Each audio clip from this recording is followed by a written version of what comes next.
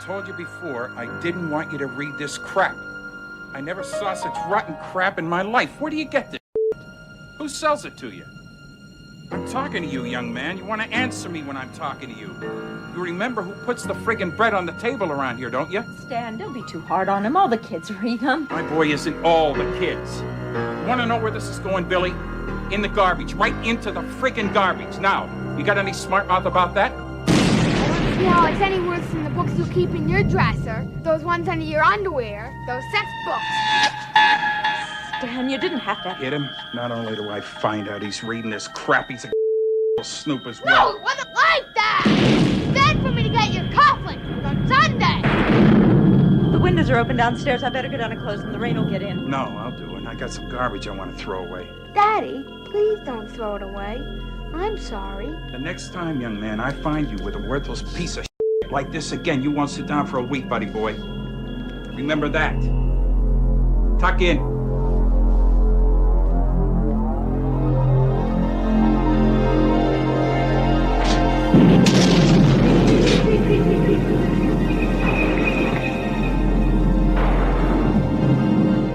Anthologies have long been synonymous with not just horror films, but horror in television, books, and even comics. This week's film is a homage to all of those means of media, but yet it found a way to stand all on its own as one of the greatest anthology films made. Our next film honoring director George A. Romero this month is 1982's Creepshow. This film teams up two masters of horror, with Romero directing and the script being written by horror king Stephen King. The film features 5 tales of horror and has a star-studded cast featuring Ted Danson, Ed Harris, Hal Holbrook, Leslie Nielsen, Adrienne Barbeau, and even Stephen King stars in one of the tales. To tell the story of Creepshow, we must first delve into some history. Creepshow was a homage to the EC comics of the 50s and 60s. The comics Vault of Horror, Haunt of Fear, and Tales from the Crypt. If that sounds familiar, it was because it was made into a very successful HBO series in its own right. These comics became insanely popular due to the stories and graphic artwork they depicted. Eventually, they became the target of politicians and parents alike, such as the parent in the opening clip of this film, which was the opening clip of our review. Our next clips explain a brief history of EC Comics. First, the late publisher William Gaines explains how the artwork drove the popularity of the comics and what each prime artist brought to the table. And then we will hear how the comics became targeted by politicians and parents and eventually led to not just their downfall, but the downfall of EC Comics itself. In the 1950s, if comics were killers, then mild-mannered publisher William M. Gaines was public enemy number 1. My father had been instrumental in starting comic books back in the 30s, and he had a whole stable of comics which included The Flash and Wonder Woman and a number of others, and he sold out his entire business to DC. He then went back in business and started little comic books for children. He called the outfit Educational Comics. When Max Gaines was killed in an accident, Bill, who was planning to be a chemistry teacher, decided to concoct his own comic book formula. He changed the name to Entertaining Comics and started publishing Western, war, and crime comics. In 1950, editor Al Feldstein conducted a creepy experiment in an issue of Crime Patrol. We introduced the Crypt of Terror. And I kind of based it on what I envisioned when I used to listen to Arch Obler's Lights Out or The Witch's Tale on radio. Gaines and Feldstein quickly realized that horror could be a hit. We were so excited that we went ahead and changed the titles to Tales from the Crypt and the Vault of Horror. The Haunt of Fear soon followed, and by early 1950, the first horror comic books were selling 500,000 copies per issue. Russ Cochran, who's been reprinting the original EC series, was typical of the kids that got hooked on EC horror. I had about stopped reading comic books when I was 14, 15 years old. I'd sort of outgrown the superhero comics, and all of a sudden I picked up an EC comic, and here were comics that were written better and drawn better than anything I'd ever seen before, and they hooked me right back in. Feldstein continued to create cover art and write stories based on Gaines's ideas, but they soon began to draw on a gruesome group of artists to bring EC's tales of terror to life. Every story was written for the artist who drew it. Graham always got the dripping, rotting corpses, slimy, gooky stuff oozing out of the cellar kind of things. And Johnny Craig, who wrote his own stuff, everything was nice, clean looking, except terrible things were going on in this beautiful, clean situation. Joe Orlando could go either way. He could have a clean job or he could have an ooze job, and he did a lot of either. Orlando himself remembers the awe inspired by another EC alumnus. Jack Davis didn't sweat, and we all envied him. That he just tossed it off, and he's just pure genius, you know. It was rumored that he could do 4 complete pages a day if he wanted to, and we'd count it up. Oh my God, he can make that much money.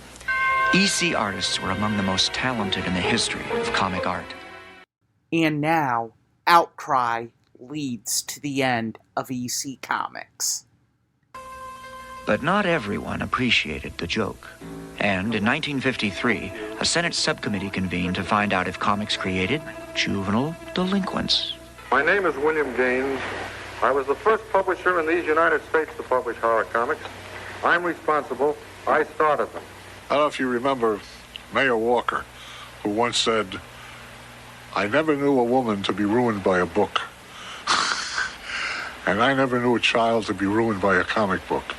It's just utter nonsense. We were really the most shocked people in the world when we discovered that we were these terrible people who were causing juvenile delinquency in America, which is what happened and what put us out of business. The controversy helped kill the horror comics, but EC's gore stories wouldn't stay buried. Since this film is a homage to the aforementioned EC Comics, it couldn't just be a simple horror anthology on film. It had to have the look and the feel of a comic book that had come to life. Romero did this by using many tricks, such as bright, vibrant lighting to indicate horror.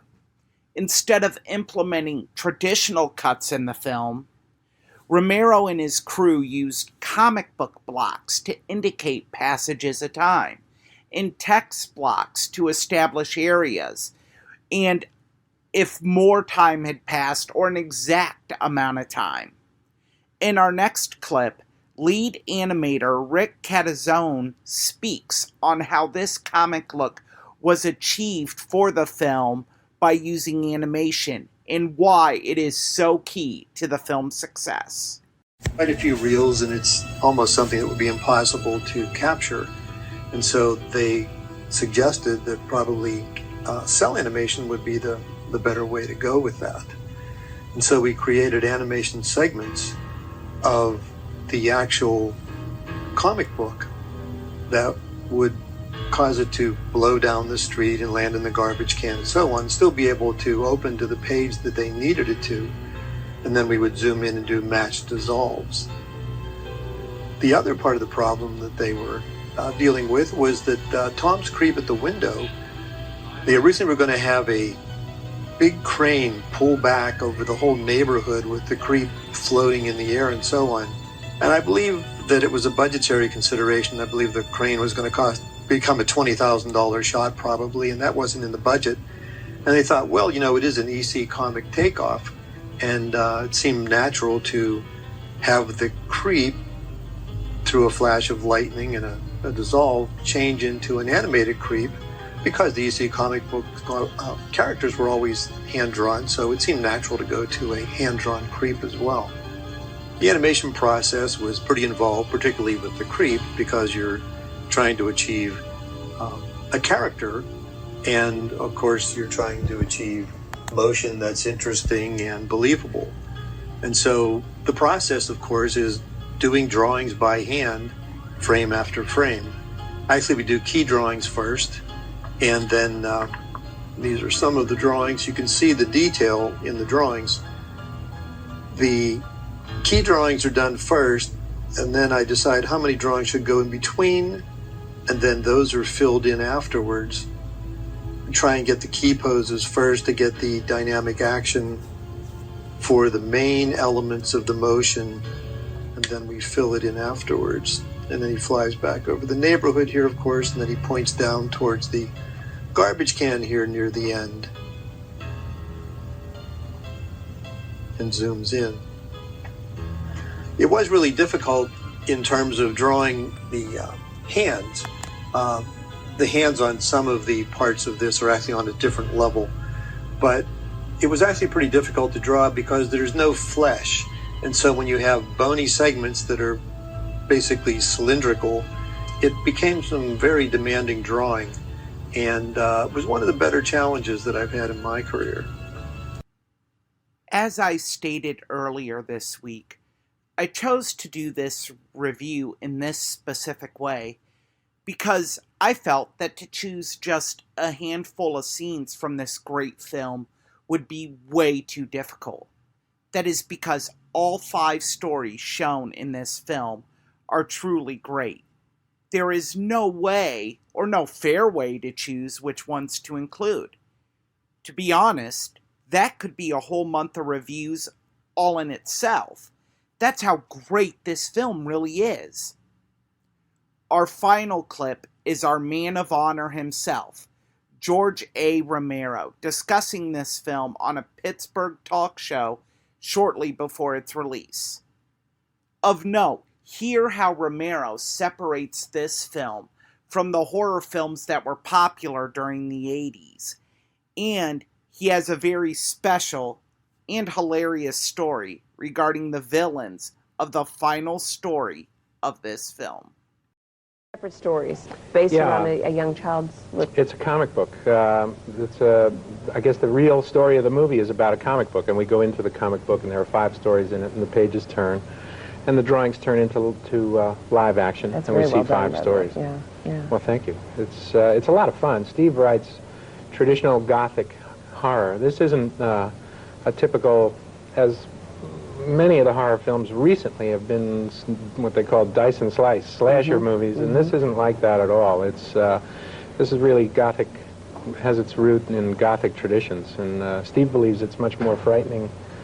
When you know that something's behind the door, your imagination makes it a lot more frightening. Once you see the monster, you start dealing with it, and it's sort of resolved. So much of the time in Creepshow is spent saying, don't go in there, don't put your hand in that box, and it's more anticipatory than it is shock and sorrow. Sure. It's one of the things about it, I mean, I like all the variety of the shows, as you say, doing, the 5 different stories, but there are certain parts of it that are really very, very realistic, and those are the things that are most frightening. Dealing with a situation that could possibly happen in life. To you. Yeah. I think it's hard I would like to think that I will never have to deal with 3 million cockroaches coming up out of drains and things. But that possible. I understand you had a great search to find those bugs. Well, it wasn't really a search. It's just that, and everyone says, boy, movie makers really go to some extremes to pull off the scenes they need. The fact is, cockroaches are very expensive. The plain old American-styled cockroach costs at a laboratory, bred under laboratory conditions, 50 cents a piece. And we needed, in order to fill that room, about 50,000 of them. And it was actually more economic. We sent entomologists to Trinidad, and they got the real article out of caves down there, and we had to go through government clearances and everything to bring them in and make sure that they weren't infested with any or infected with anything and all that. So it was all done supervised program. And these guys were big. They were huge. But when you bring them into this country, cockroaches, I thought, were afraid of light. I mean, well, that's part of the trick. They don't take direction well, so you have to sort of trick them into doing things. And the only way we could get them to move one way or move another way would be they'll run from light into darkness. So when we needed them to run that way, we would just make it dark over there and put a lot of light over here, and they don't go running that way. You really can't get them to do very much. They don't have a big repertoire of talents, but they're creepy. Yeah, that's true. Now, the book itself, the script was written by Steve King, yeah. Steve and I have become really good friends over this project, and we're going to do another. We're doing one of Steve's novels called The Stand, which was the novel right after The Shining. And that's hopefully will be one of the next projects that we do. Sadly, Romero's and King's version of The Stand was never made. However, in good news, unlike last week's film, this film found great success at the box office. It was released November 10th of 1982 and garnered over $5 million its opening weekend, making it the #1 film that week. Overall, it made over $21 million, making it the highest-grossing horror film for Warner Brothers that year. This film's success also led to a revival for anthologies, both in cinema and TV. Tales from the Dark Side, which was created by Romero, Tales from the Crypt, and the Twilight Zone revival of the 80s all owe a debt of gratitude to Creepshow for them being brought to the small screen. And for theatrical releases, films such as Tales from the Hood and Monkey Shines became monumental classics in their own right and showed that anthologies could be successful on the large screen as well. Without the success of Creepshow, one could argue that all of those would have never found the successes that they have. This film has spawned 2 sequels, one in 1987 and a direct-to-video release in 2007. In 2019, the fledgling streaming service Shudder announced Creepshow would be made into a series. It has aired since and was recently renewed for its 4th season, set to begin next month. This just shows the lasting legacy of this film and adds to the legend of 2 masters of horror. I hope you join me next week when we continue our month-long tribute to George A. Romero. We will look at one of his rare, non-horror films, the 1981 drama Night Riders, starring Ed Harris.